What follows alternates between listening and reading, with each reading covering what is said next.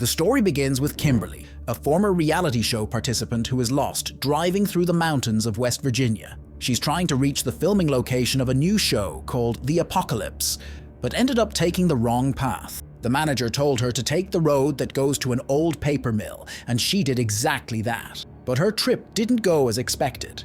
Suddenly, she hit someone who was on the road. Kimberly was very scared and got out of the car to see if she could help whoever she had run over. She realizes it's not a normal person, but a deformed cannibal. Before she can do anything, the person Kimberly ran over was Brother, and he became very angry. He tore off her lips with a terrible bite, and when she tries to escape, Three Finger cut her body in half with an axe. Each of the cannibals took a part of Kimberly's dead body and carried it away. Hey! What would you do if you were participating in a reality show and discovered that the real predators aren't the other participants, but deformed cannibals living in the forest? The movie I'm going to summarize is called Wrong Turn 2: Dead End. I watched this movie when I was a child, and I confess, it's one of the best horror movies of all time. In my opinion, it easily enters the top 10. It's one of the best in the saga. That's why I invite you to subscribe to the channel, activate the bell, and leave a like to receive the best recaps. Meanwhile, at the reality show camp, we meet the other participants. There's Jake, a former American football player who had his career destroyed by an injury. Elena, a model who thinks she's all that. Amber, a tough ex-military woman. Jonesy, a somewhat crazy guy who does parkour. And Nina, a quiet and mysterious girl. The show's host is Colonel Dale Murphy, a retired military man who created this reality show about post-apocalyptic survival. The idea is that participants are divided into groups and have to find food in the forest, in addition to facing survival challenges. There's also Michael, the show's producer, who is dating an assistant named Mara. Since Kimberly didn't show up, they decide that Mara herself will participate to complete the number of contestants. She didn't really want to, but ended up agreeing. When the participants were going to the reality show filming location, Jake called Nina. Since she hadn't seen that they were leaving, Nina says she's not on the show to make friends, but for the money. Jake, on the other hand, shows a cereal bar that Nina had dropped. Nina asks for it back because she's vegan, but Jake eats it in front of her, saying he has no friends to share with. To be able to film all participants during the show, the crew placed cameras throughout the forest and on each person. With everything ready, they began filming the apocalypse, unaware of the terrible danger that was waiting for them in the woods. The group is divided into pairs to look for food. Jake goes with Elena, Jonesy with Amber, and Nina with Mara. Each receives a bracelet with a radiation card. Part of the game is that one card is contaminated, and whoever ends up with it at the end of the day is eliminated. So the reality show begins. Everything the participants did was shown through a camera that was in a large van. This van was like a control center for the people making the show. Meanwhile, a guy named Neil, who worked on the crew, went to relieve himself in the forest. He was alone when the mutant Three Finger appeared behind him silently and killed him by cutting his throat. Elsewhere, Dale was organizing the next part of the game. When he returned to the car, he saw that someone had burst the tire with an arrow. Soon after, more arrows began flying in his direction, and Dale quickly hid behind the trees. An axe flew very close to his head, and Dale responded by throwing a knife at the mutant Three Finger. The knife went deep into the monster's chest, but if you thought that would finish him off, you were wrong. Without any problem, he pulled out the knife and licked the blood that was on the blade. Suddenly, another mutant appeared in the confusion. He attacked Dale from behind, hit him on the head, and left him unconscious on the forest floor. Nina and Mara are walking through the forest when Mara activates one of the show's challenges. She has to find an antidote near the river in 2 minutes, otherwise she's eliminated. They ran to the water and Mara was brave, entered the water and managed to complete the mission. At the river, Elena tries to seduce Jake during filming, suggesting they make sensual scenes to increase ratings. Jake, more focused on the game and worried about his family, refuses the advances. Michael pressures Jake to collaborate, saying the show needs chemistry between participants. Frustrated with Jake's attitude, Michael decides to focus on Elena, who is willing to do anything for more screen time. The two end up having a private sexual encounter, with Elena doing things with Michael in exchange for more prominence on the show. Mara becomes very sad when she sees her boyfriend Michael in the distance, relaxing with Elena. Traumatized, she decides to leave the show. Nina went with her to give support, and they ended up in front of a mysterious house, hoping to find a phone inside to call for help. In another corner of the forest, Amber and Jonesy found a barbecue that was roasting on the fire. They thought this was part of the task of looking for food, so they took the cooked meat and left, unaware of the danger that was waiting for them. Mara and Nina entered the house. The old and scary house was full of photos of a completely deformed family, the mutant cannibals. Dad, mom, sister, and brother. While Mara and Nina looked at the disturbing photos, a very loud scream echoed through the house. They were terrified and went to discreetly see what was happening. Mom was having a baby. Sister laid her on a table and helped deliver a child, but it wasn't a normal baby. The mutant baby that looked like a monster was a very disturbing sight that left the women even more horrified. Right when they were spying, Sister suddenly realized there were strange people in the house. She immediately began a terrible chase that made Mara and Nina run to save themselves. In a desperate attempt to escape, they put a bed in front of the door, trying to keep Sister away. In a courageous act of desperation, they managed to escape through a hole in the house's bathroom. While running to save their lives, Mara takes an axe blow to the head. Nina, driven by survival instinct, continued running desperately, while Dad calmly retrieved his axe from Mara's dead body and continued chasing Nina. Hidden in a secret place, Nina tried to control her fear and stayed hidden. Her heart was beating very fast when Mom arrived on the scene to pick up Dad in a truck.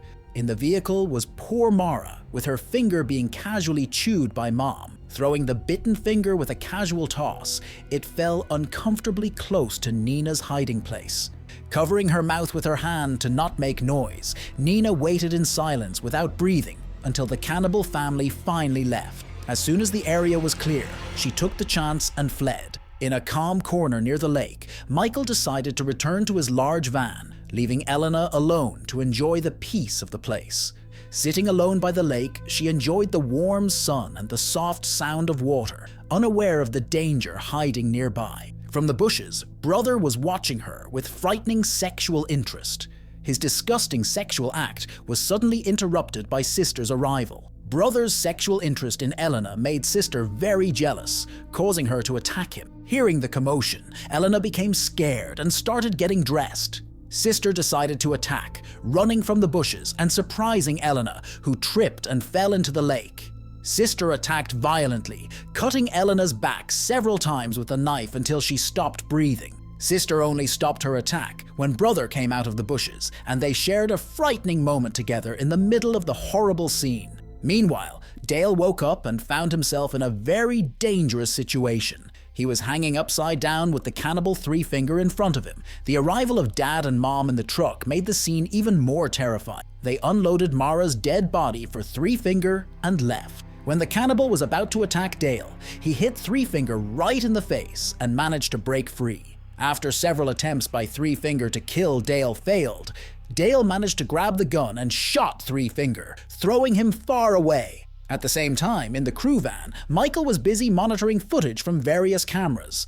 The vehicle began moving unexpectedly, making Michael think his crew had started the trip. But the horrible reality was that Dad and Mom were driving. Michael tried to escape, but Dad began a savage attack, impaling Michael with an arrow in the van. Meanwhile, elsewhere in the forest, Amber, Jonesy, and Jake were calmly eating the barbecue that Amber and Jonesy had found earlier. While enjoying the meal with pleasure, a very terrified Nina arrived. She desperately told of her frightening experiences with the scary cannibals in the forest. The situation became even more terrifying when they identified Kimberly's distinctive infinite snake tattoo on the very piece of meat they were eating. Realizing they had eaten Kimberly's leg, they were overcome with horror and immediately fled the scene. When they arrived at the production van, they found the area strangely empty. In an attempt to escape the forest and seek help, they decided to go toward the old abandoned factory, since it's not feasible to walk to the nearest town. At a different location, Dale, having defeated Three-Finger, began searching for the rest of his crew. His journey led him to a house which he cautiously entered. Inside the scary house, he found an elderly man. Dale spoke about the mutant cannibals, only to come to the chilling realization that the old man was their non-mutant father. The old man told the tragic story of the mutants, revealing that their origins lay in the unholy combination of inbreeding and exposure to chemical waste from the old paper mill. When the elderly man learned of Three Fingers' death at Dale's hands, he became hostile. Enraged by his son's death, Dale, thinking quickly, grabbed a stick of dynamite that was in the cabin, lit it, and caused a massive explosion that tore the old man apart. At the same time, our group of 4 survivors was moving toward the old paper mill when they were shocked by a sudden scream echoing from the forest. In front of them, Brother is having intimacy with a woman. The group thinks it's Elena and runs to help, but discovers it's Sister, who had cut Elena's hair and used it as a wig. A confrontation was inevitable, leading to a desperate fight, but Nina, prioritizing her survival, decided to flee from the chaos. The remaining 3 managed to fight against the mutant cannibals momentarily, then continued their frantic escape through the dense forest. Nina, now alone and vulnerable, fell into a trap, getting stuck in a hole. Jake, hearing Nina's distant screams, decided to go back to help her. He sent Amber and Jonesy to continue toward the factory, promising to catch up with them later. Guided by Nina's terrified screams, Jake managed to locate her and pull her from the hole, dislocating his shoulder. When they heard the sound of trucks approaching, they ran, but ended up cornered on a cliff with a river below. Sister catches up to them and starts shooting. They had no choice but to jump into the river, hoping to escape. Elsewhere, Amber and Jonesy, who were running toward the factory, met disaster. Jonesy was caught in a sneaky trap, pulled by the feet and lifted into the air by a rope. Trying to help him, Amber also fell into the second trap and got stuck in the trap. To their growing horror, Dad and Brother appeared. Dad first aimed his bow at the helpless duo, but then, in a cruel kind of kindness, let Brother take the shot. Brother, happy for the chance, finished off both with a perfectly aimed arrow, bringing a frightening end to their escape. After escaping Sister by bravely jumping into the river, Nina and Jake arrived at the old paper mill. They hoped to find some normal life there, maybe even kind people who could help them in their frightening situation. Little did they know that the factory was actually the home of the scary mutants they were trying so hard to escape from. While exploring the scary factory, they found signs of its dark past. They came across the bones of a small child, a frightening discovery that showed the horrible history of this place. Seeing the innocent child's bones scared Nina, and she wanted to flee this horrible place. But Jake tried to remain brave and convinced Nina to stay. He reminded her of their friends Jonesy and Amber, who were still missing. He hoped everyone could meet at the factory as originally planned. Sadly, they didn't know the terrible fate that Jonesy and Amber met at the hands of the very monsters they were trying to escape from. As they went deeper into the factory, they discovered a collection of vehicles that belonged to the mutants' previous victims, among which they recognized the crew's own van. Michael's sharp screams coming from the van shocked Jake and Nina, making them aware that their friend was in danger. These alarming sounds made them act quickly, hoping to save their friend. But when they ran to help Michael, they discovered a chilling truth. Michael wasn't inside the van. His screams were coming from a recorded video. The video showed the horrible moments of Michael's death. The mutants manipulated the situation using Michael's screams to trap Jake and Nina. This trick played on them lured them closer to the source of the sound, thinking they could save Michael. Suddenly, the mutants, the same ones responsible for Michael's death, appeared out of nowhere, catching Jake and Nina completely off guard. They knocked them out. When they woke up, Nina found herself tied with iron wire to a dining table, while Jake was suspended in a hanging position. Nina was forced to eat by Brother, and Mom was seen casually throwing pieces of human meat into a grinding machine. Meanwhile, Dale, having secretly infiltrated the factory, watched the scene from under an air vent. A slight noise from him alerted the mutants, initiating a frantic search for the intruder. Taking advantage of the moment, Dale used a dynamite arrow, causing an explosion that killed Brother and Sister. Right after, he freed Nina and Jake. Their moment of victory was short-lived when Mom and Dad became enraged at the sight of their dead children's clothes. In their rage, they attacked.